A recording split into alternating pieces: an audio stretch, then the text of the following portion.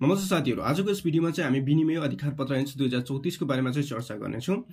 यो ऐन चाहिँ अब ब्याङ्किङ तयारी गर्ने विद्यार्थीहरुको लागि अति नै उपयुक्त छ भने अब ब्याङ्किङसँग सम्बन्धित व्यक्तिहरुको लागि पनि यो के त अति नै आवश्यक ऐन हो। यसमा चाहिँ विनिमय अधिकार पत्र ऐन नेगोसिएबल इन्स्ट्रुमेन्ट एक्ट 2034 है 2034 जुन छ।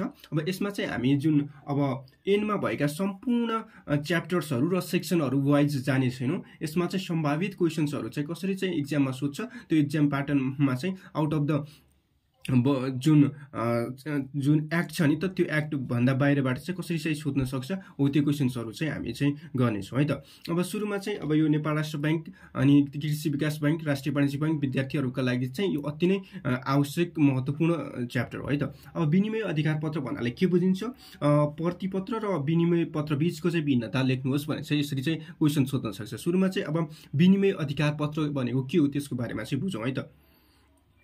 अब विनिमय अधिकार पत्र भनेको के हो त भन्दाखेरि विनिमय भनेको चाहिँ यो विनिमय र अधिकार पत्र दुईवटा शब्द मिलेर चाहिँ बनेको छ है। अब विनिमय प्लस अधिकार है यो दुईवटा शब्द मिलेर चाहिँ बनेको छ विनिमय अधिकार पत्र, ठीक छ। अब विनिमय भनेको सुरुमा चाहिँ बुझ्नु पर्यो विनिमय भनेको हस्तान्तरण गरिने प्रक्रिया। जस्तै सपोज गरौँ यो पेन छ, यो पेनले मैले मेरो साथीलाई दिए भने चाहिँ त्यो चाहिँ के हो त भन्दाखेरि हस्तान्तरण गरिने प्रक्रिया, त्यो नै के हो त विनिमय हो है त। विनिमय है त्यसपछि त्यो विनिमय हो भने अधिकार भनेको चाहिँ अधिकार पत्र भनेको चाहिँ हक सिर्जना गर्ने।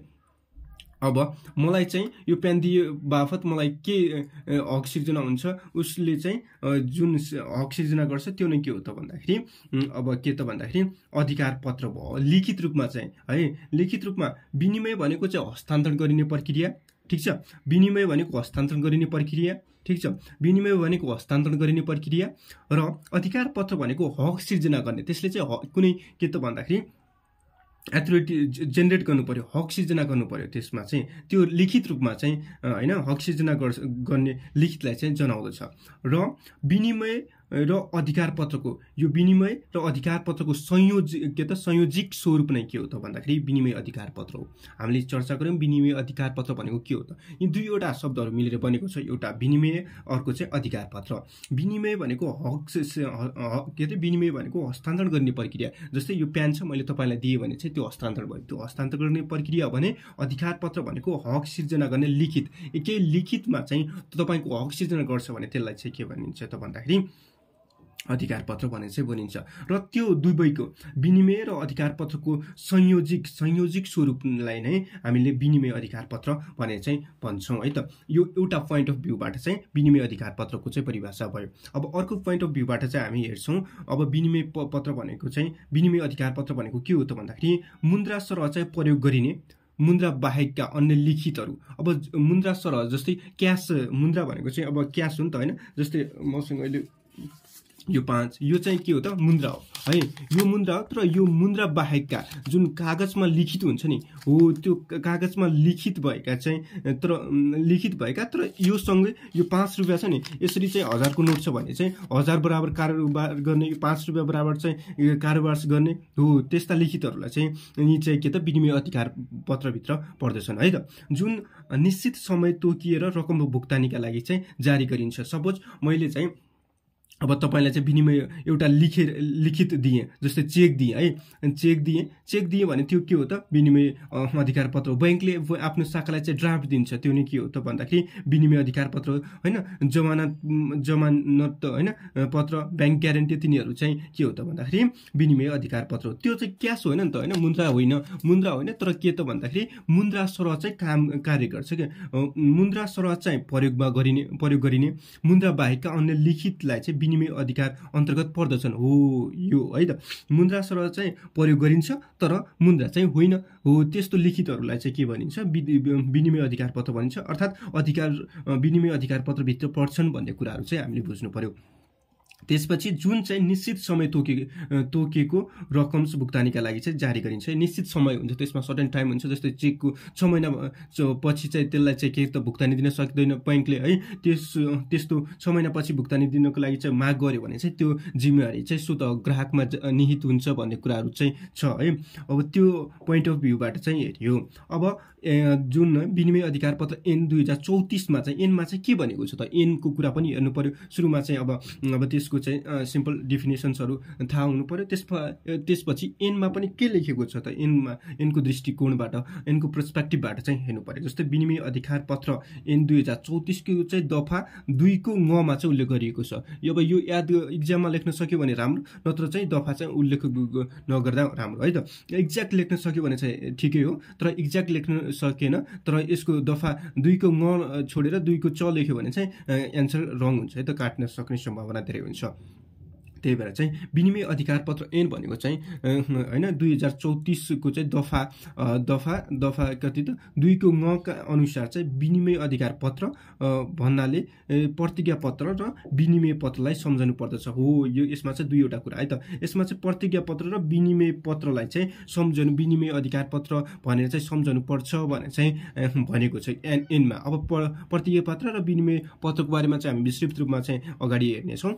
यसमा चाहिँ के भन्यो त, यो ऐनले चाहिँ के लेखेको रहेछ त भन्दाखेरि, विनिमय अधिकार पत्र भनेको के हो भनेर चाहिँ ऐनले के लेखेको रहेछ त भन्दाखेरि, यसको चाहिँ के त दफा 2 को ङ मा चाहिँ ङ अनुसार चाहिँ विनिमय अधिकार पत्र भन्नाले प्रतिज्ञा पत्र, जसले प्रतिज्ञा हैन तपाईले चाहिँ बाचा कसम खानुहुन्छ नि साथीहरुसँग, हो त्यो प्रतिज्ञा पत्र र विनिमय पत्र हैन एक्सचेन्ज गर्ने पत्रलाई चाहिँ सम्झनु पर्छ भनी चाहिँ उल्लेख गरिएको छ। यति बुझ्ने। अब तपाईले चाहिँ एक्जाममा चाहिँ अब विनिमय अधिकार पत्र भनेको के हो भनेर चाहिँ सोध्दाखेरि तपाईले चाहिँ पहिलो प्रश्न भूमिका बाँड्दाखेरि चाहिँ विनिमय भन्नाले चाहिँ हस्तान्तरण गर्ने प्रक्रिया र अधिकार पत्र भनेको चाहिँ हकसिर्जना गर्ने लिखितलाई जनाउँदछ भनेर चाहिँ भन्न सक्नुहुन्छ।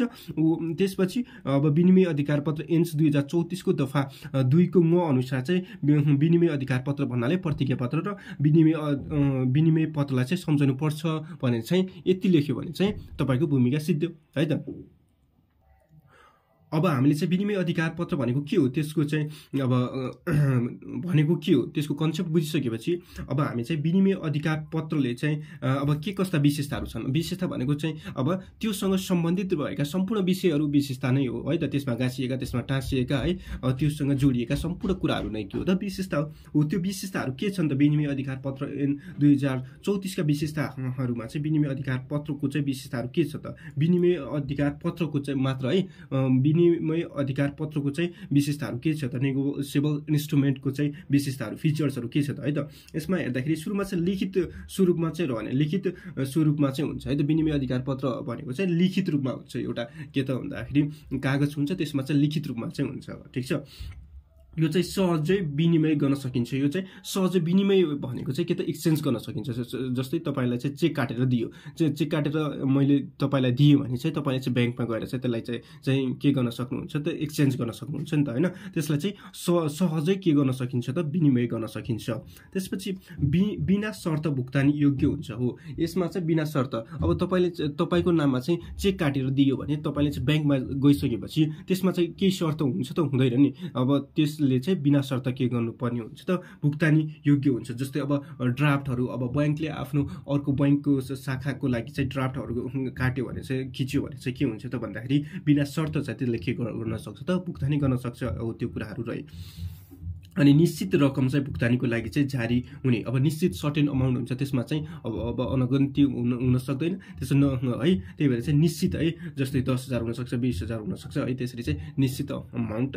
अनि त्यसपछि त्यसमा चाहिँ अब क्राइटेरिया पनि हुन्छ, त्योभन्दा बढी चाहिँ दिन नसकिने भन्ने कुरा पनि हुन्छ है। जस्तै अब नेपालमा चाहिँ 1 लाखभन्दा बढी पैसा गर्दाखेरि त्यसमा चाहिँ अब के त, अब त्यो के अरे सिटिजनसिप अन्य कुराहरू चाहिँ माग्छ नि त है। हो, त्यसरी चाहिँ माथिल्लो क्राइटेरिया पनि हुन्छ, यतिसम्म चाहिँ के गर्न सकिन्छ, भुक्तानी दिन सकिन्छ, भुक्तानी जारी गर्न सकिन्छ भन्ने कुराहरू भए है त। यो चाहिँ हामी विनिमय अधिकार पत्रको चाहिँ फिचर्सहरू, त्यसका विशेषताहरूको बारेमा चाहिँ हामी चर्चा गरिरहेका छौँ। अब त्यसमा चाहिँ अब यसमा पक्षहरू बीचमा चाहिँ हक र दायित्वको चाहिँ सिर्जना हुन्छ। यसमा चाहिँ हक र दायित्वको सिर्जना हुन्छ। जस्तै अब मैले चेक काटेर दिएँ, चेक काटेर दिइसकेपछि त्यो चेकमा भएको अमाउन्ट मैले पाउनु मेरो हक हो है। अब यदि मेरो बैंकमा चाहिँ कुनै बैंकमा खाता छ भने मैले चेक काटेर दिएँ र त्यो बराबरको अमाउन्ट मैले पाउनु चाहिँ मेरो हक हो, त्यो चाहिँ हक हो। र दायित्व सिर्जना हुन्छ भन्दाखेरि दायित्व यो ब्याङ्कको तर्फबाट, ब्याङ्कले चाहिँ त्यो मैले जति पैसा भनेको छु त्यो बराबरको भुक्तानी दिनु चाहिँ बैंकको के हो त दायित्व हो। यसमा चाहिँ दुई पक्षहरू के त यसमा चाहिँ पक्षहरू हक र दायित्व सिर्जना हुने हुन्छ है त। यसमा चाहिँ हक र के त भन्दाखेरि दायित्व सिर्जना हुन्छ, हक र दायित्व सिर्जना हुन्छ। त्यसपछि दरपिट गरिएको हुने। अब दरपिट गरिएको हुने, यो दरपिट भन्ने शब्द के हो त भन्दाखेरि हस्तान्तरण गरी चाहिँ हस्ताक्षर गरी चाहिँ हस्तान्तरण गरिएको, दरपिट गरिएको हुने भन्दाखेरि अब जस्तै म अब चेककै उदाहरण दिइरहेको छु तपाईँहरूलाई। चेकमा चाहिँ के त हस्तान्तरण गरियो, त्यसपछि सिग्नेचर गरियो भनौँ न, सिग्नेचर गरियो र सिग्नेचर गरिसकेपछि त्यसलाई चाहिँ के त हस्तान्तरण गरियो, अरूलाई चाहिँ दियो भने त्यो नै के हो त दरपिट हो। दरपिट भनेको चाहिँ हस्ताक्षर सिग्नेचर गर्नु पर्यो तर सिग्नेचर गरिसकेपछि अरूलाई चाहिँ दिनु पर्यो, त्यो नै के हो त दरपिट गरिएको हुने भन्ने कुराहरू चाहिँ विनिमय अधिकार पत्रको चाहिँ 6वटा चाहिँ फिचर्सहरू रह्यो। हामीले चाहिँ यति कुराहरू बुझिसकेपछि विनिमय अधिकार पत्र भनेको के हो र विनिमय अधिकार पत्रका के कस्ता फिचर्सहरू हुन्छन् त्यसको बारेमा चाहिँ के त भन्दाखेरि विस्तृत रूपमा चाहिँ हामीले चाहिँ हेऱ्यौँ है। अब त्यो भइसकेपछि अब विनिमय अधिकार पत्रको चाहिँ प्रकारहरूको बारेमा चाहिँ चर्चा गर्छौँ है त। प्रकारहरू चाहिँ अब विनिमय अधिकार पत्र एन्स 2034 को आधारमा चाहिँ अब प्रतिज्ञा पत्र र विनिमय पत्र भन्ने चाहिँ हामीले चाहिँ दुईवटा चाहिँ के गरिएको छ त, दुईवटा प्रतिज्ञा पत्र र विनिमय पत्र भन्ने चाहिँ दुईवटा पत्रहरू चाहिँ दिएको छ। विनिमय अधिकार पत्र एन्स 2034 बमोजिम है त। अब विनिमय पत्र अन्तर्गत पनि चेक र ड्राफ्ट दुईवटा अरू हुन्छन् है त, चेक र ड्राफ्ट है। अब विनिमय अधिकार पत्र 2034 को अनुसार चाहिँ प्रतिज्ञा पत्र विनिमय पत्र गरेर चाहिँ दुईवटा छन्। यसलाई परिभाषामा पनि के त विनिमय अधिकार पत्र भनेको के हो भन्दाखेरि चाहिँ विनिमय अधिकार पत्र भनेको चाहिँ विनिमय अधिकार पत्र एन्स 2034 अनुसार चाहिँ प्रतिज्ञा पत्र र विनिमय पत्र सम्झिनुपर्छ भनेर चाहिँ हामीले चाहिँ अघि परिभाषामा चाहिँ के गरेका थियौँ त चर्चा गरेका थियौँ भने अब यसमा चाहिँ अब ती कुरा नै भयो है त। प्रकारमा चाहिँ प्रतिज्ञा पत्र र विनिमय पत्र, यो चाहिँ विनिमय अधिकार पत्र 2034 बमोजिम है। तर प्रयोग तथा अभ्यासको आधारमा हामीले चाहिँ अब रियल लाइफमा चाहिँ प्रयोग गरिरहेका र अभ्यासमा चाहिँ के चलिरहेको छ त है, मार्केटमा के छ हो त्यस्तो कुराहरूको आधारमा चाहिँ जमानत पत्र र मुद्दती निक्षेप प्रमाणपत्रहरूलाई पनि विनिमय अधिकार पत्रको रूपमा चाहिँ हेर्न सकिन्छ भनेर चाहिँ हामी भन्न सक्छौँ। यसका प्रकारहरू विनिमय अधिकार पत्र एन्स 2034 का अनुसार चाहिँ प्रतिज्ञा पत्र जसले चाहिँ प्रतिज्ञा दिन्छ होइन प्रतिज्ञा पत्र। अर्को चाहिँ के त भन्दाखेरि विनिमय पत्रमा चाहिँ दुईवटा चेक र ड्राफ्ट रहने गर्छन्, चेक र ड्राफ्ट चाहिँ रहने गर्छन्। त्यसरी चाहिँ विनिमय अधिकार पत्रका चाहिँ प्रकारहरूको बारेमा चाहिँ हेऱ्यौँ। अब विनिमय जुन अब भुक्तानीका पूर्जीहरू के त लाभांश पूर्जा है, त्यसपछि शेयर प्रमाणपत्र एलसी है आदि कुराहरू के हुन् त भन्दाखेरि यी चाहिँ अभ्यासमा चाहिँ चलिएका विनिमय अधिकार पत्र हुन्। एनमा चाहिँ दुईवटा कुराहरू भनेका छन्। विनिमय अधिकार पत्र एन्स 2034 मा चाहिँ प्रतिज्ञा पत्र र विनिमय पत्रलाई चाहिँ के त विनिमय अधिकार पत्र हुनु भन्ने चाहिँ भनेका छन् भने हाम्रो अभ्यासमा चाहिँ अब चलेका कुराहरूलाई हेर्दाखेरि अभ्यासमा चलेका कुराहरू चाहिँ के त भन्दाखेरि भुक्तानीका पूर्जाहरू, लाभांश पूर्जाहरू, शेयर प्रमाणपत्र एलसी आदि कुराहरू पनि के हुन्छ भन्दाखेरि विनिमय अधिकार भित्र पर्ने कुराहरू, यसका विनिमय अधिकार पत्रका चाहिँ प्रकारहरू हुन्।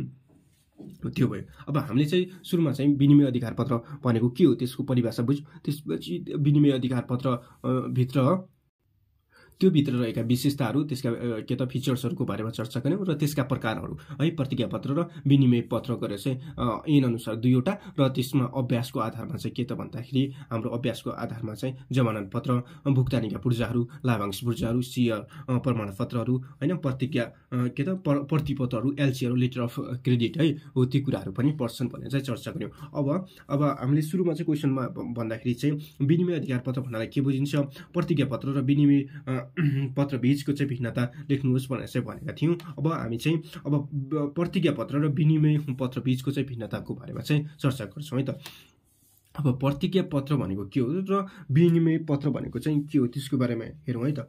अब प्रतिज्ञा पत्र भनेको चाहिँ बैंक नोट तथा सरकारी कागज बाहेक बैंक नोट जस्तै मैले उदाहरण दिएँ बैंक नोट यो, त्यसपछि सरकारी कागज है, सरकारले जारी गर्ने कागजहरू है, त्यो बाहेकका निश्चित अवधिमा वा मागेका बखत पत्रमा चाहिँ उल्लेखित रकम व्यक्तिलाई वा लिआउने व्यक्तिलाई पत्रमा उल्लेखित रकम बिना शर्त भुक्तानी दिनेछु भनी जारी गरिएको लिखितलाई प्रतिज्ञा पत्र भनिन्छ। हो, दिनेछु भनेर यहाँ यो दिनेछु भन्ने कुराहरू चाहिँ हेर्नु है, यहाँनिर दिनेछु भनी जारी गरिएको लिखितलाई चाहिँ प्रतिज्ञा पत्र भनिन्छ है। अब विनिमय पत्र भनेको के हो त भन्दाखेरि सरकारी कागज तथा बैंक नोट बाहेक, यो पनि सेम, सरकारी कागज तथा बैंक नोट बाहेक निश्चित अवधिमा वा मागेका बखत पत्रमा चाहिँ उल्लेखित व्यक्तिलाई वा लिआउने व्यक्तिलाई पत्रमा चाहिँ उल्लेखित रकम बिना शर्त भुक्तानी दिनु भनी एक पक्षले अर्को पक्षलाई जारी गरिएको लिखितलाई चाहिँ विनिमय पत्र भनिन्छ। यसमा चाहिँ दिनु भनी है त, यसमा चाहिँ दिनेछु भनेको छ, यसमा चाहिँ स्वयं आफ्नै के त प्राथमिक दायित्व आफूले चाहिँ वहन गर्छु भने चाहिँ भनेको छ भने, यसमा चाहिँ प्राथमिक दायित्व आफूले वहन नगरेर चाहिँ अरू पक्षलाई चाहिँ दायित्व वहन गर भनेको छ है त। यस्तो कुरा चाहिँ बुझ्नु पर्यो। अब विनिमय पत्र र प्रतिज्ञा पत्र भनेको हामीले फेरि हेरौँ यसको परिभाषा। बैंक नोट है, बैंक नोट मैले इक्जाम्पल दिइसकेँ, बैंक नोट तथा सरकारी कागज बाहेकका, यी हुनु भएन, ती बाहेकका निश्चित अवधि तोकेको सर्टेन टाइम पिरियड हुनु पर्यो, जस्तै कति 1 महिनाभित्र, 2 महिनाभित्र, 6 महिनाभित्र हो, त्यस्तो निश्चित अवधि वा मागेका बखत हो। जस्तै मैले अहिले मागेँ नि त, मागेका बखत अहिले भनेपछि त्यसको बैंकको जस्तै टाइमिङ हुन्छ 10 to 5 हो, 10 to 5 भित्र चाहिँ मागेका बखत पत्रमा उल्लेखित व्यक्तिलाई, पत्रमा जस्तै मैले तपाईँको नाम, जस्तै तपाईँको नाम चाहिँ राजु हुनसक्छ, कसैको श्याम हुनसक्छ, तपाईँ व्यक्तिलाई है वा लिआउने व्यक्तिलाई, अब त्यो लिएर जाने ब्याङ्कमा जाने व्यक्तिलाई पत्रमा उल्लेखित रकम, पत्रमा कति लेखिएको छ, 2000 लेखिएको छ कि 10,000 लेखिएको छ कि 20,000 लेखिएको छ है, पत्रमा उल्लेखित रकम बिना शर्त, त्यसमा चाहिँ कुनै शर्त हुनु भएन, यो शर्त कन्डिसन हुनु भएन है, बिना शर्त भुक्तानी दिनेछु भने जारी गरिएको, भुक्तानी दिनेछु भने जारी गरिएको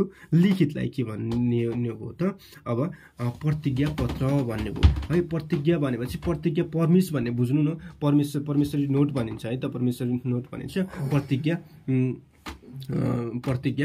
पत्र भनिन्छ। अब त्यसपछि अब आयो विनिमय पत्र बिल अफ एक्सचेन्ज है। अब यसमा चाहिँ सेम कन्डिसन हुन्छ, सेम यही परिभाषा लेख्नु होला। इक्जाममा आउँदाखेरि चाहिँ यसलाई याद गर्दाखेरि एउटा याद गरी भइहाल्यो, एउटा याद गरिसकेपछि भइहाल्यो है त। एउटा याद गरिसकेपछि सुरुकोमा चाहिँ दिनेछु भन्ने शब्द थप्नु पर्यो। अब अर्कोमा चाहिँ दिनु भनी एक पक्ष र अर्को पक्ष भनेर चाहिँ थप्नु पर्यो है। दिनु भनी चाहिँ एक पक्षले अर्को पक्षलाई जारी गरिएको लिखित भन्नु चाहिँ यति मात्र डिफ्रेन्स, यति मात्र, यो परिभाषा लेख्दाखेरि यति मात्र डिफ्रेन्स है त। अब यसमा सेम बैंक नोट तथा सरकारी कागज बाहेक निश्चित अवधिमा वा मागेका बखत पत्रमा उल्लेखित व्यक्तिलाई वा लिआउने व्यक्तिलाई पत्रमा उल्लेखित रकम बिना शर्त भुक्तानी दिनेछु भनी जारी गरिएको लिखितलाई प्रतिज्ञा पत्र भनिन्छ। बैंक नोट तथा सरकारी कागज बाहेक निश्चित अवधि वा मागेका बखत पत्रमा उल्लेखित व्यक्तिलाई वा लिआउने व्यक्तिलाई पत्रमा उल्लेखित रकम बिना शर्त भुक्तानी दिनु भनी है, यसमा चाहिँ दिनु भनी जारी गरिएको दिनु भनी एक पक्षले अर्को पक्षलाई चाहिँ जारी गरिएको लिखितलाई विनिमय पत्र भनिन्छ। हो, यो डिफरेन्स भयो। यसमा चाहिँ दिनेछु, यसमा चाहिँ दिनु भनेर चाहिँ, अब यसमा चाहिँ जस्तै अब एउटा मैले चाहिँ दिनु भने चाहिँ भन्छु आफूलाई है, तर यसमा चाहिँ दे भनेर चाहिँ अर्कोलाई चाहिँ भन्छु है त। यसमा चाहिँ दिनु भने चाहिँ आफूलाई भन्छु भने है, दे भनेर चाहिँ अर्कालाई भन्छु। यो चाहिँ विनिमय पत्र र प्रतिज्ञा पत्र बिचको चाहिँ परिभाषाको चाहिँ के भयो त डिफरेन्स भयो है त, परिभाषाको डिफरेन्स। यसमा चाहिँ अब दिनेछु भनेको छ भने यो दिनेछु, म तपाईँलाई चाहिँ जस्तै 1000 रुपियाँ दिनेछु भन्यो भने यो मेरो प्रतिज्ञा भयो नि त है। अब दिनु भन्यो भने जस्तै मैले मेरो साथीलाई, तपाईँको नाम जस्तै सपोज गरौँ राजु, अब मैले मेरो साथी पुष्पलाई राजुलाई चाहिँ 1000 रुपियाँ दे भने चाहिँ मैले पुष्पलाई भन्छु भने त्यो चाहिँ के भयो त भन्दाखेरि दिनु भन्ने कन्डिसन हुने भयो है त। दिनु भनी र दिनेछु यसमा चाहिँ फरक भयो, दिनु भनी र दिनेछु भन्ने कुराहरू यसमा चाहिँ फरक छ। अब त्यसपछि अर्को भिन्नता हेरौँ। अर्को भिन्नता हेर्दाखेरि चाहिँ अब प्रतिज्ञा पत्रको कारोबारमा चाहिँ प्रतिज्ञा गर्ने र प्रतिज्ञा पाउने गरी दुई पक्ष रहन्छन् है त। यसमा चाहिँ प्रतिज्ञा गर्ने जस्तै अब मैले मैले प्रतिज्ञा गरेँ तपाईँलाई, म तपाईँलाई चाहिँ 1000 रुपियाँ दिन्छु, मेरो च्यानल सब्सक्राइब गरिदिनुहोस् भनेर चाहिँ तपाईँलाई प्रतिज्ञा गरेँ भने यसमा चाहिँ दुई पक्ष भयो, म र तपाईँ है। म र तपाईँ के भयो त भन्दाखेरि दुई पक्ष, यसमा चाहिँ दुई पक्ष प्रतिज्ञा पाउने र प्रतिज्ञा गर्ने दुई पक्षहरू हुन्छन् है त। प्रतिज्ञा पत्रमा चाहिँ दुई पक्षहरू हुन्छन्, एउटा प्रतिज्ञा पाउने हुन्छ, एउटा प्रतिज्ञा गर्ने हुन्छ है त, दुई पक्ष रहने भए। त्यसपछि अब विनिमय अधिकार पत्रमा चाहिँ विनिमय अधिकार पत्र होइन, विनिमय पत्रमा चाहिँ कारोबारमा चाहिँ जारी गर्ने, स्वीकार गर्ने तथा भुक्तानी दिने गरी यी तीन पक्षहरू चाहिँ संलग्न हुन्छन्। जस्तै जारी गरे, मैले जारी गरेँ है, जारी गरिसकेपछि तपाईँलाई दिएँ, तपाईँले स्वीकार गर्नुहुन्छ, तपाईँलाई स्वीकार गरेर चाहिँ ब्याङ्कमा दिनुहुन्छ, ब्याङ्कले चाहिँ भुक्तानी दिनुहुन्छ। हो, यसरी चाहिँ तीन पक्ष चाहिँ संलग्न हुन्छ विनिमय पत्रमा चाहिँ। विनिमय पत्रको कारोबारमा तीन पक्ष संलग्न हुन्छ, यति मात्र बुझ्नु होला नि त। विनिमय पत्रको चाहिँ कारोबारमा चाहिँ तीन पक्ष संलग्न हुन्छ भने त्यसपछि प्रतिज्ञा पत्रको चाहिँ कारोबारमा चाहिँ दुई पक्ष संलग्न हुन्छ भने चाहिँ यति बुझ्दा भइगयो है। त्यसमा चाहिँ अब इक्जाममा आउँदाखेरि चाहिँ यत्रो वृहत रूपमा यो लेख्दा यो पक्षहरू नलेखेर पनि भइगयो त। प्रतिज्ञा पत्रमा चाहिँ दुई पक्ष संलग्न हुन्छ, अब विनिमय पत्रमा चाहिँ तीन पक्ष संलग्न हुन्छ भने चाहिँ यति डिफ्रेन्स लेखे त भइगयो नि है त। त्यसपछि अरू भिन्नताहरू, यो चाहिँ यो साइड के हुन्छ त प्रतिज्ञा पत्र, यो साइडको प्रतिज्ञा पत्र है, प्रतिज्ञा यो चाहिँ प्रतिज्ञा पत्र हो भने यो चाहिँ विनिमय पत्र है। विनिमय पत्र माथिबाटै तपाईँलाई चाहिँ अब यो चाहिँ प्रतिज्ञा पत्र, यो विनिमय पत्र है। डिफ्रेन्सहरू हेर्दैछौँ। अब प्रतिज्ञा पत्र र विनिमय पत्र। प्रतिज्ञा पत्रमा चाहिँ दायित्व के हुन्छ त भन्दाखेरि भुक्तानी दिने प्राथमिक दायित्व तथा पूर्ण दायित्व जारी गर्ने पक्षमा रहन्छ। अब जसले जारी गर्छ त्यसले चाहिँ भुक्तानी दिनुपर्छ, वा त्यसले चाहिँ के त त्यसको सम्पूर्ण दायित्व के हुन्छ त भन्दाखेरि जारी गर्ने पक्षमा हुन्छ। जसले जारी गर्छ त्यसमा चाहिँ के हुन्छ त अब प्राइमेरी लायबिलिटिज चाहिँ त्यसको चाहिँ भुक्तानी गर्ने दायित्व चाहिँ हुन्छ। अब विनिमय पत्रमा चाहिँ के हुन्छ भन्दाखेरि भुक्तानी दिने प्राथमिक दायित्व जारी गर्ने पक्षमा नभइकन स्वीकार गर्ने पक्षमा रहन्छ। हो, जस्तै अब भुक्तानी यो प्रतिज्ञा पत्रमा के हुन्छ, मैले पैसा दिन्छु भनेपछि मैले दिनु पर्यो नि त होइन।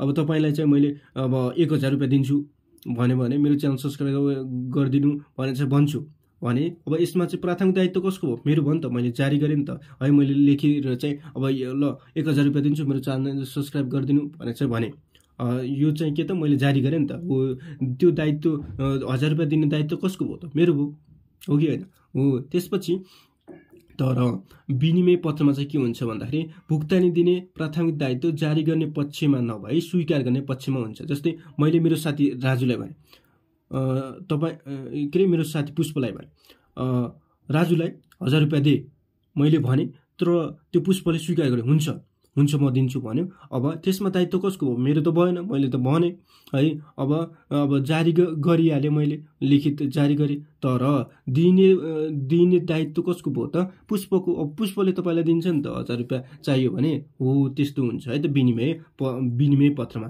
प्रतिज्ञा पत्रमा चाहिँ प्राथमिक दायित्व कसको हुन्छ, जारी गर्ने पक्षको हुन्छ, तर विनिमय पत्रमा चाहिँ प्राथमिक दायित्व कसको हुन्छ, स्वीकार गर्ने पक्षमा हुन्छ है त। अब प्रतिज्ञा पत्रमा चाहिँ 2वटा पक्षहरू हुन्छन्, विनिमय पत्रमा चाहिँ 3वटा पक्षहरू हुन्छन् है त।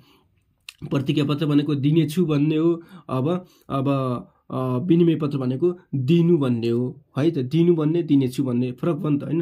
अब यसको नेचरको आधारमा यसको डिफ्रेन्सहरू हेरौँ, नेचरको प्रतिज्ञा पत्र र विनिमय पत्र।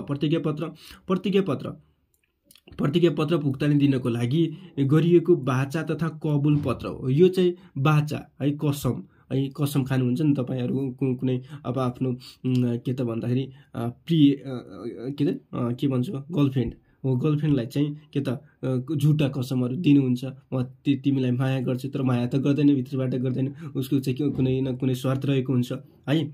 अब त्यस्तो बाचा तथा कबुल पत्र हो, तर तपाईँको जस्तो त्यो झुटो हुँदैन। यो चाहिँ है, यसमा चाहिँ लिखित हुन्छ, रिटर्नमा हुन्छ। रिटर्नमा जो हाम्रो संविधानमा के त जुन कुरा कागजमा हुन्छ नि त्यो अब प्रुफको रूपमा हुन्छ नि त होइन।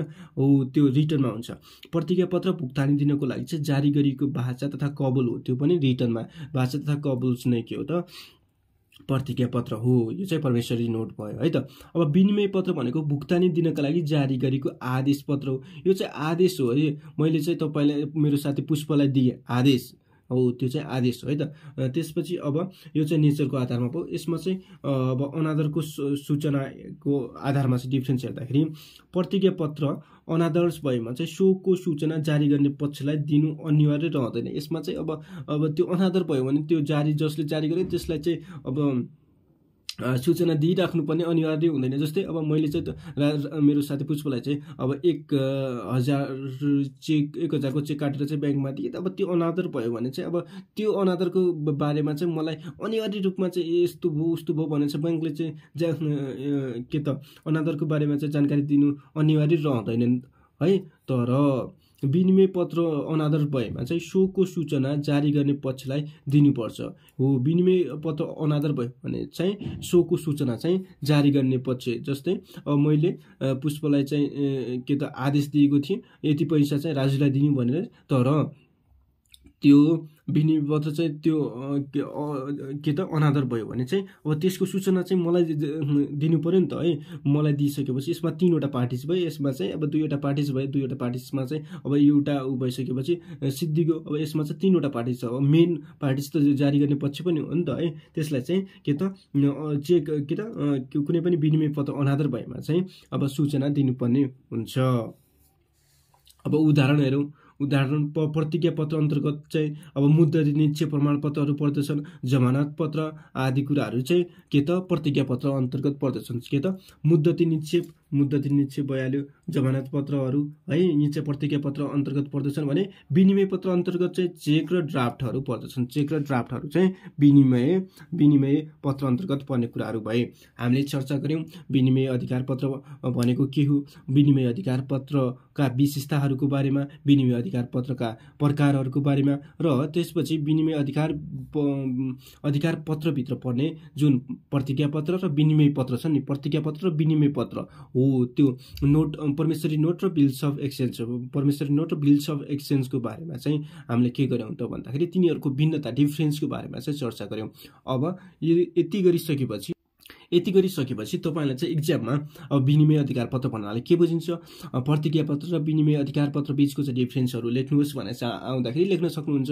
वा अब यसमा चाहिँ जस्तै विनिमय अधिकार पत्रको चाहिँ बारेमा चाहिँ अब केही कुराहरू अरू कनेक्टिङ क्वेसन्स गरेर चाहिँ सोध्न पनि सक्छ। विनिमय अधिकारको पत्रको चाहिँ परिभाषा भूमिका भन्दाखेरि चाहिँ तपाईँलाई चाहिँ सजिलो हुने भयो। यो चाहिँ हामीले चाहिँ त्यो सिलेबस भन्दा जुन बाहिरको कुराहरू छ, आफूले लेख्नुपर्ने कुराहरू, क्वेसन्स आउन सक्ने कुराहरू, सम्भावित क्वेसन्सहरू चाहिँ त्यसरी चाहिँ डिस्कस गऱ्यौँ। अब हामी एनमा इन्ट्री गर्छौँ। ल अब एनका उद्देश्यहरू जस्तै विनिमय अधिकार पत्र भनेको त बुझ्यौँ नि त हामीले। विनिमय अधिकार पत्र भनेको चाहिँ के त भन्दाखेरि हस्तान्तरण, विनिमय भनेको हस्तान्तरण गर्ने प्रक्रिया, अधिकार पत्र भनेको चाहिँ हक सिर्जना गर्ने लिखित। अब मैले तपाईँलाई चाहिँ कागजमा चाहिँ लेखेर दिएँ, त्यसले चाहिँ हक सिर्जना मैले तपाईँलाई हस्तान्तरण गर्ने, त्यसले चाहिँ तपाईँको के अरे मेरो जुन पैसा बराबरको चाहिँ रकम चाहिँ ब्याङ्कले चाहिँ दिन्छ भने त्यो हक सिर्जना गर्यो हो, त्यो नै विनिमय अधिकार पत्र हो भनेर चाहिँ भन्यो। अब त्यो विनिमय अधिकार पत्र ऐन 2034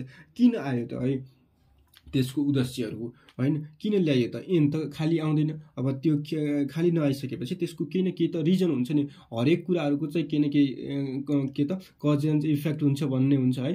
अब त्यसमा चाहिँ विनिमय अधिकार पत्रको चाहिँ के छ त, किन ल्याइयो त, किन आवश्यक छ, किन महत्त्व छ, किन औचित्य छ त्यसको, किन सान्दर्भिकता छ हो, त्यस्ता कुराहरू पनि के त हेर्नु पर्यो। अब विनिमय अधिकार पत्र ऐन 2034 को उद्देश्यहरू। अब हामी चाहिँ ऐनभित्र प्रवेश गऱ्यौँ। अब उद्देश्यहरू लेख्दाखेरि मैले हरेक जुन ऐनका भिडियोहरू छन्, एक्टका भिडियोहरू छन् है, ती भिडियोमा मैले के भनेको छु त भन्दाखेरि उद्देश्य लेख्दाखेरि जुन ऐन छ नि त यो तपाईँले चाहिँ अब डाउनलोड गर्न सक्नुहुन्छ। के त गुगलमा टक्क यो विनिमय अधिकार के त नेगोसिएबल इन्स्ट्रुमेन्ट एक्ट 2034 भनेर चाहिँ आउँदाखेरि यो आउँछ। त्यसलाई डाउनलोड गरिसकेपछि PDF फर्ममा चाहिँ उद्देश्य कताबाट लेख्ने त, उद्देश्य भनेर चाहिँ विनिमय अधिकार पत्र ऐन 2034 का उद्देश्य भनेर चाहिँ त्यो सरसर्ती ऐनमा चाहिँ लेखेका हुँदैन हो। त्यो उद्देश्यहरू कताबाट लेख्ने भन्दाखेरि मैले हरेक भिडियोमा भनेको हुन्छु, प्रस्तावना, जुन प्रस्तावना छ सुरुको प्रस्तावना हो, त्यो प्रस्तावनाबाट चाहिँ के त उद्देश्यहरू चाहिँ साभार गर्ने, उद्देश्यहरू चाहिँ लिने भन्ने कुराहरू रह्यो। अब त्यसमा चाहिँ प्रस्तावनामा चाहिँ छोटो 1-2 लाइनमा चाहिँ दिएको हुन्छ, तर यसमा चाहिँ अलिक बढी नै छ। यो तपाईलाई एक्जाममा चाहिँ यति याद गर्न सक्यो भने, यति लेख्न सक्यो भने पुग्छ भन्ने हेतुले चाहिँ यो गरिएको छ ल है त। अब विनिमय अधिकार पत्र एन्स 2034 को चाहिँ उद्देश्यहरू, त्यसको महत्त्वहरू, त्यसको चाहिँ औचित्यहरू, त्यसको सान्दर्भिकता, त्यसको चाहिँ अपरिहार्यता जे भने पनि भनेर सोध्न सक्छ है त। त्यसमा चाहिँ अब पहिलो चाहिँ के रहेछ त उद्देश्य हेरौँ त। विनिमय अधिकार पत्रको किसिम उल्लेख गरी है बैंकको चाहिँ आधारभूत जानकारी उल्लेख गर्ने, सोको चाहिँ आधारभूत जानकारी उल्लेख गर्ने। अब विनिमय अधिकार पत्रको किसिम टाइप्सहरू के हुन् त्यो चाहिँ उल्लेख गर्ने। जस्तै एनमा भने प्रतिज्ञा पत्र र विनिमय पत्र हो, त्यो उल्लेख गर्यो है, उल्लेख गर्यो। प्रतिज्ञा पत्र र विनिमय पत्र भनेको चाहिँ विनिमय अधिकार पत्र हुन् भने चाहिँ उल्लेख गर्यो नि त हैन, एनले हो। त्यसको किसिम उल्लेख गरी सोको आधारभूत जानकारी उल्लेख गर्ने हो। हामीले चाहिँ विनिमय पत्र र प्रतिज्ञा पत्रको चाहिँ डिफ्रेन्स हेऱ्यौँ नि। डिफ्रेन्स आधारभूत जानकारी, बेसिक नलेज त हामीलाई थाहा भयो नि त है। बेसिक नलेज चाहिँ क्या, बेसिक इन्फर्मेसन त दियो नि त त्यो एक्टले हो। त्यो नै के हो त उद्देश्य हो, बुझ्नुभयो नि।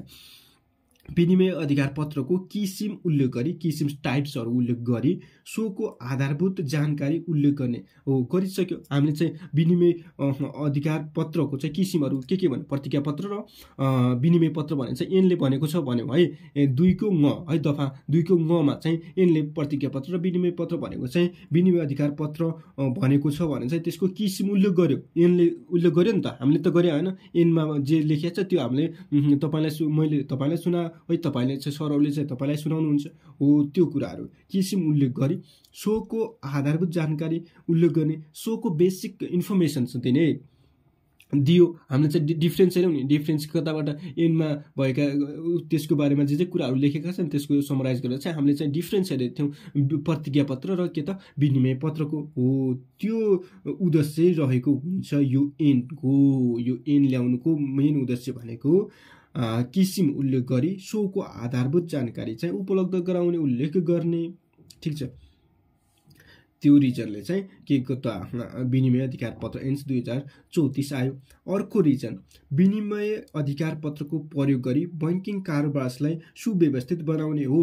अब यो कारोबार गर्दाखेरि चाहिँ बैंकिङ कारोबारमा चाहिँ सुव्यवस्थित, सु भनेको असल राम्रो भइहाल्यो, राम्रो तरिकाबाट व्यवस्थित गर्ने। व्यवस्थित भनेको चाहिँ अब त्यसको चाहिँ अब मापदण्डहरू काम गर्ने कुराहरू रह्यो है। विनिमय अधिकार पत्रको चाहिँ प्रयोग गरेर चाहिँ बैंकिङ कारोबार सुव्यवस्थित बनाउने अर्को उद्देश्य भयो।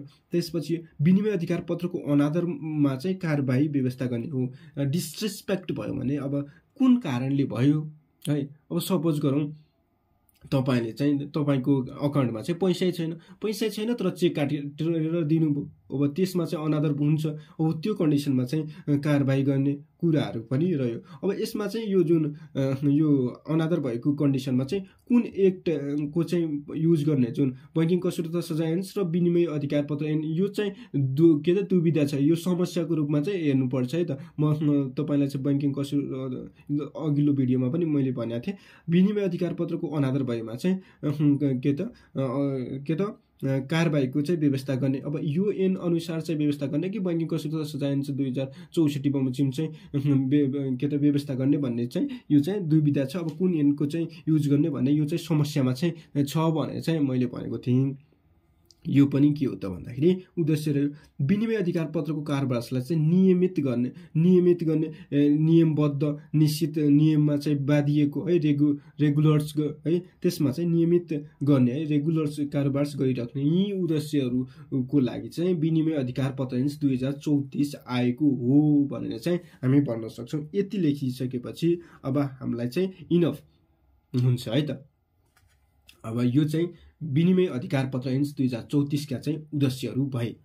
अब हामी जान्छौँ, अब यी उद्देश्य भइसकेपछि यी उद्देश्य पूरा गर्नका लागि के कस्ता व्यवस्थाहरू छन्, के कस्ता के त भन्दाखेरि अब पोलिसिजहरू छन्, के कस्ता विशेषताहरू छन् है, के कस्ता प्रमुख व्यवस्थाहरू छन् भन्ने कुराहरूको बारेमा पनि चर्चा गरौँ। सुरुमा चाहिँ उद्देश्यहरू हुन्छन् है, कुनै न कुनै रिजन हुन्छ किन ल्यायो भन्ने उद्देश्यहरू भए है। अब त्यो उद्देश्यहरू फुलफिल गर्नको लागि चाहिँ के कस्ता व्यवस्थाहरू छन्, के कस्ता व्यवस्थाहरू छन्, प्रोभिजन्सहरू छन्, के कस्ता प्रोभिजन्सहरू छन्, त्यो कुराहरू हेरौँ। अब विशेषता भनेको व्यवस्था भनेको मैले भनेको थिएँ एन को विशेषता लेख्दाखेरि उद्देश्य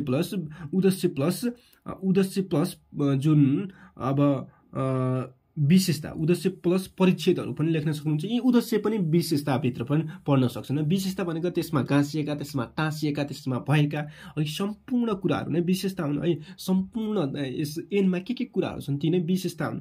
तर विशेषता लेख्दाखेरि अब राम्रो पोइन्टहरू लेख्नु पर्यो नि त है। इक्जाममा त अब कम्पिटिटिभ इक्जाममा चाहिँ अरूभन्दा चाहिँ बेटर हुनको लागि चाहिँ राम्रो पोइन्टहरू लेख्नु पर्यो। हो त्यस्तो राम्रो पोइन्टहरू चाहिँ छानेर चाहिँ मैले यहाँ राखेको छु है। यो नोटमा मैले भन्दा पनि सरले राख्नु भएको यो तपाईँलाई चाहिँ डेलिभर गरेको गुड, यसरी चाहिँ बुझ्न सक्नुहुन्छ। ठिक छ। अब यो चाहिँ हेरौँ है त। पहिलो चाहिँ प्रतिज्ञा पत्र र विनिमय पत्रलाई चाहिँ विनिमय अधिकार पत्र भनी चाहिँ उल्लेख गरिएको पाइन्छ। ल यी माथिको उद्देश्य किसिम उल्लेख गरी सोको आधारभूत जानकारी उल्लेख गर्ने भन्ने जुन उद्देश्य थियो नि सेम पोइन्ट भइहाल्यो, हो कि होइन? हो। ल यसमा चाहिँ प्रतिज्ञा पत्र र विनिमय पत्रलाई विनिमय अधिकार पत्र भने चाहिँ उल्लेख गर्ने, विनिमय अधिकार पत्र भने चाहिँ उल्लेख गरिएको छ। पहिलो व्यवस्था, पहिलो विशेषता, प्रमुख व्यवस्था जे भने पनि यस एनमा भएका कुराहरू है, जे भने पनि प्रतिज्ञा पत्र र विनिमय पत्रलाई विनिमय अधिकार पत्र भनी चाहिँ उल्लेख गरिएको पाइन्छ भनेर चाहिँ भनेको छ। पहिलो विशेषता, त्यसको व्यवस्था। त्यसपछि अर्को जारी गर्ने, स्वीकार गर्ने तथा भुक्तानी दिने, भुक्तानी पाउने, धारक तथा वाहक, वैकल्पिक ड्रई जस्ता पक्षहरू विनिमय अधिकार पत्रको चाहिँ कारोबारमा चाहिँ रहने हो। यी कुन पक्षहरू रहन्छन् त भन्दाखेरि अब कतिखेर जारी गर्ने, स्वीकार गर्ने दुईटै हुनसक्छ, कतिखेर भुक्तानी जारी गर्ने, स्वीकार गर्ने, भुक्तानी दिने तीनवटा हुनसक्छ, भुक्तानी पाउने, त्यसपछि धारक जसले धारक लिन्छ होइन, वाहक जसले वहन गर्छ होइन, वैकल्पिक ड्रई हुनसक्छ जस्ता पक्षहरू विनिमय अधिकार पत्रको कारोबारमा चाहिँ रहने, यो कुराहरू चाहिँ यसको विशेषतामा भयो। अर्को विशेषताहरू विनिमय अधिकार पत्रका पक्षहरूको हक र दायित्व तोकिदिएको, जस्तै ड्रयर, ड्रोई, पे यीहरू हुन्छ नि त, जस्तै जारी गर्ने, स्वीकार गर्ने, भुक्तानी दिने ती पक्षहरूको चाहिँ हक र दायित्व के हुन्छ हो। त्यो हक र दायित्व यो एनले के गरेको छ, तोकिदिएको छ। त्यो नै के हो त, यो एनमा भएको विशेषता, यो एनमा भएको व्यवस्था है त। अनि प्रतिज्ञा पत्र अर्को विशेषताहरू, प्रतिज्ञा पत्र र विनिमय पत्र बीचमा चाहिँ जुन छुट्याउने दुविधा भए प्रयोगकर्ताहरूको सहजता अनुरूप चाहिँ व्यवस्था रहेको है। अब ती प्रतिज्ञा पत्र र विनिमय पत्र बीच चाहिँ भिन्नता के छुट्याउनु चाहिँ अब दुविधा भयो भने प्रयोगकर्ताहरूको चाहिँ सहजता अनुरूप चाहिँ आफ्नो इच्छाले चाहिँ बुझ्ने तरिकाबाट चाहिँ के गर्ने त व्यवस्था गरिएको छ भनेर चाहिँ भन्न सकियो। अर्को विशेषता, अब अर्को विशेषता हेरौँ। विशेषता नम्बर 5 मा चाहिँ विनिमय अधिकार पत्रमा चाहिँ रिट भनेको कानुन बमोजिम भन्ने हुन्छ है। जुन रिट शब्द छ, रिट भनेको कानुन बमोजिम के त दस्तखत गरी हस्तान्तरण गरिएमा दरपीट पुरा भएको मानिने व्यवस्था गरिएको छ। बुझ्नुभयो? कन्फ्युज हुनुभयो होला। ठिक छ, म बुझाइहाल्छु। विनिमय अधिकार पत्रमा चाहिँ रिट है, कानुन बमोजिम चाहिँ रिट हाल्यो भन्छ नि है। रिट के अरे दस्तखत गरी, रिटमा चाहिँ दस्तखत गरी हस्तान्तरण गरिएमा दरपीट पुरा भएको चाहिँ मानिनेछ। हो, दरपीट भनेको के त भन्दाखेरि दरपीट भनेको दायित्व सिर्जना हुनु पर्यो है। दायित्व इन्डोसमेन्ट के त इन्डोसमेन्ट भन्ने हुन्छ है, दायित्व सिर्जना गर्नु पर्यो। त्यसमा चाहिँ हस्तान्तरण गरेर चाहिँ के अरे सिग्नेचर गरेर, सुरुमा भनेको थियो सिग्नेचर गरेर चाहिँ त्यसलाई हस्तान्तरण गरिन्छ भने त्यो दरपीट हो। त्यो भएको चाहिँ मानिन्छ। रिट चाहिँ के अरे दस्तखत गरी चाहिँ हस्तान्तरण गरिएमा चाहिँ दरपीट भएको चाहिँ मानिन्छ है त। अब यो नै यसको परिभाषा हो। अब दस्तखत गरेर चाहिँ हस्तान्तरण गरियो भने दरपीट भनिन्छ। अब त्यो हस्तान्तरण गरेर चाहिँ रिटमा चाहिँ दस्तखत गरी चाहिँ हस्तान्तरण गरियो भने चाहिँ दरपीट पुरा भएको चाहिँ मानिने व्यवस्था गरिएको छ। यस्तो व्यवस्था चाहिँ युएनमा गरिएको छ।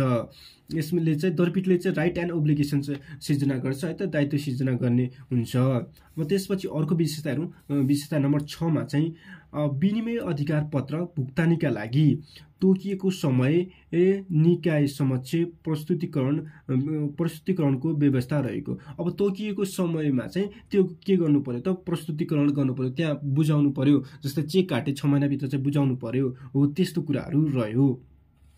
अब अर्को विशेषता हेरौँ, चेक जारी गरेको 6 महिनाभित्र भुक्तानीका लागि पेश नगरेमा भुक्तानी दिने बैंक जवाबदेही नहुने हो। यो पनि विशेषतामा राखिएको छ। के भन्यो त, चेक जारी भएको 6 महिनाभित्र। अब मैले तपाईँलाई चेक, मेरो साथीलाई चेक काटेर दिएँ, तर 6 महिना पुग्यो, त्यो पछि पनि त्यसले भुक्तानी गर्न 6 महिना पुग्दा पनि भुक्तानी गरेन भने त्यसको जवाबदेही बैंक हुँदैन, त्यसको जवाबदेही स्वयं व्यक्ति नै हुनेछ भनेर चाहिँ यो व्यवस्था गरिएको छ। यो व्यवस्थालाई चाहिँ विशेषताको रूपमा हेर्न सक्छौँ, व्यवस्थाको रूपमा हेर्न सक्छौँ है। अब अर्को पोइन्ट नम्बर 8 मा हेरौँ, विनिमय अधिकार पत्रको भुक्तानी, ब्याज भुक्तानी र जारी गर्ने पक्षको भुक्तानीको दायित्व अन्त्य हुने अवस्था तोकिदिएको हो। कसले कति समयमा है कसको लागि भने चाहिँ जुन अब समय अवधि हुन्छ त्यो चाहिँ यो ऐनले चाहिँ तोकिदिएको भन्ने कुराहरू चाहिँ उल्लेख गरियो। यो विनिमय अधिकार पत्र ऐन 2034 मा चाहिँ उल्लेख गरिएको छ। अब कसले भुक्तानी दिने, कसले चाहिँ ब्याज पाउने, कसले जारी गर्ने होइन, कसको चाहिँ दायित्व है, कति समयको लागि हो, त्यस्ता कुराहरूको बारेमा पनि यो ऐनले के गरेको छ त उल्लेख गरिएको छ भन्ने कुराहरू रह्यो। र अर्को व्यवस्था, अर्को विशेषता हेरौँ।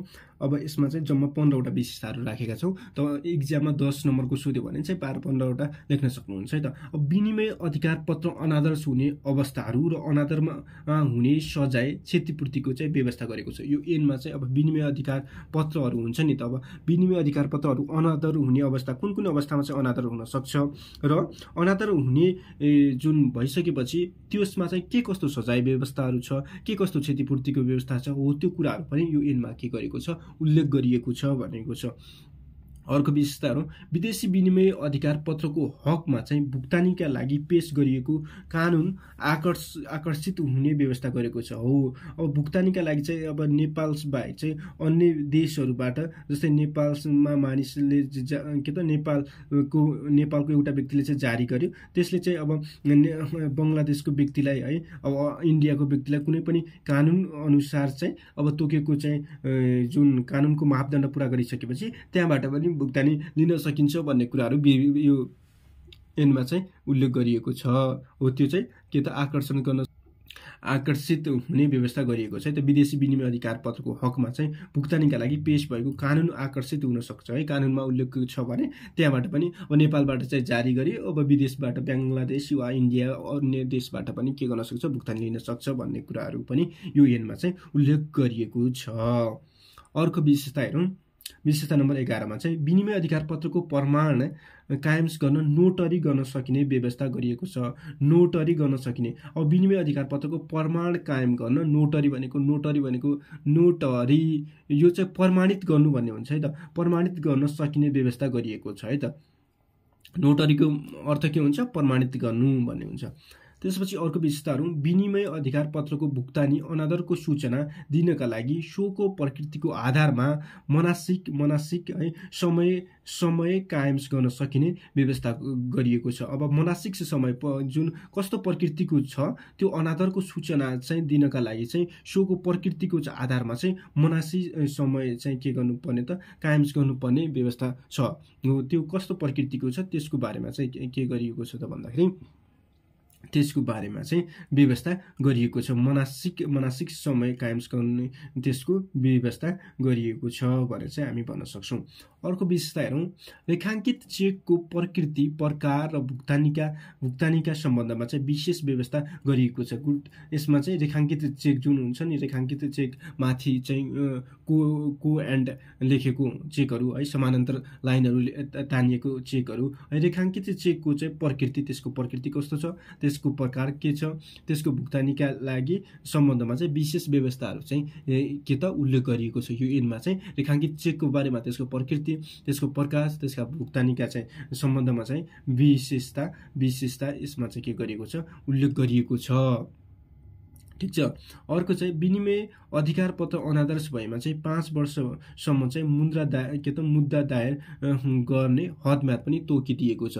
यी विनिमय अधिकार पत्र चाहिँ अब अनादर भयो भने चाहिँ 5 वर्षभित्र चाहिँ मुद्दा दायर गर्ने हदम्याद तोकिदिएको छ। कि त हदम्याद तोकिदिएको छ। 5 वर्षभित्र चाहिँ मुद्दा दायर गर्न सक्ने चाहिँ हदम्याद तोकिदिएको छ। यो ऐनले चाहिँ हदम्याद तोकिदिएको छ। अब यति नै विशेषता भयो। एउटा अन्तिममा कति 14वटा पोइन्ट भयो है। 15वटा बनाउनको लागि एउटा के त विनिमय अधिकार पत्र अनादर भएमा चाहिँ सोको मुद्दा चाहिँ यो मुद्दा दायर गर्दाखेरि जिल्ला अदालतमा चाहिँ पेश गर्नुपर्छ है त। यो पनि अर्को विशेषता भयो। अब विनिमय अधिकार पत्र अनादर भएको खण्डमा चाहिँ सोको मुद्दा चाहिँ जिल्ला अदालतमा चाहिँ पेश गर्नुपर्छ। जिल्ला अदालतमा पेश गर्नुपर्छ। पोइन्ट नम्बर 15 गरेर चाहिँ तपाईले चाहिँ अब विनिमय अधिकार पत्र अनादर भएको अवस्थामा चाहिँ सोको मुद्दा जिल्ला अदालतमा चाहिँ पेश गर्नुपर्छ भनेर चाहिँ पोइन्ट नम्बर 15 को विशेषता लेख्न सक्नुहुन्छ। आजलाई यति नै गरौँ, किनभने यो भिडियो लामो भइसक्यो। तपाईहरु चाहिँ यतिसम्म चाहिँ हेर्न सक्नुभयो भने तपाईलाई धन्यवाद। कसैले चाहिँ यतिसम्म पनि हेर्नु भएन होला, ठिकै छ। त्यसमा चाहिँ कुनै मेरो दोमत छैन। यो मेरो आफ्नो सो अध्ययन र तपाईको सहयोगको लागि बनाएको भिडियो हो है। यसमा चाहिँ कुनै यो जुन नन प्रफिट अर्गनाइजेसनले सञ्चालन गरेका कार्यहरू हुन्छन् नि, हो त्यस्तै हो। यो मैले चाहिँ के त मेरो सो अध्ययनको लागि र तपाईहरुले चाहिँ कुनै पोइन्टमा चाहिँ अलि सहयोग हुन्छ भन्ने कुराहरूलाई जोड दिएर चाहिँ बनाएको। अब यसमा तपाईहरुले चाहिँ यतिसम्म आउनु सक्नुभयो भने यसपछि चाहिँ हामी अरु क्वेशन्सहरु चाहिँ डिल गर्नेछौँ है। यसमा भएका व्यवस्थाहरूको बारेमा चाहिँ हामीले चर्चा गर्यौं है। यिनका उद्देश्यहरूको बारेमा चर्चा गर्यौं। विनिमय अधिकार पत्र भनेको के हो, त्यसपछि त्यसका प्रकारहरूको बारेमा हामीले चर्चा गरिसकेपछि अब मेन कुराहरू अझै आउनु बाँकी छ। अब अर्को भिडियोमा चाहिँ हामी ती मेन कुराहरूलाई चाहिँ समावेश गरेर चाहिँ तपाईहरुलाई चाहिँ पस्किने प्रयास गर्नेछु म। तपाईहरुलाई यो भिडियो राम्रो लाग्यो भने आफ्नो साथीभाइसँग चाहिँ शेयर गर्न सक्नुहुन्छ। यो च्यानललाई सब्स्क्राइब गर्न सक्नुहुन्छ। लाइक गर्न चाहिँ नभुल्नु होला। लाइक गरिदिँदाखेरि चाहिँ अब के त यस्तो भिडियो बनाउन चाहिँ अलि मन लाग्छ। नत्र मनै कस्तो नआउने, केही एउटा लाइक आउँदैन, के भिडियो बनाऊ भन्ने हुन्छ। त्यही भएर चाहिँ तपाईहरुले चाहिँ यो भिडियोलाई राम्रो लाग्यो भने चाहिँ लाइक गर्न चाहिँ नभुल्नु होला है त। Thank you for watching this video. यतिसम्म हेरिदिनु भएकोमा तपाईलाई धन्यवाद। अर्को भिडियोमा भेट्नेछौँ। Bye bye.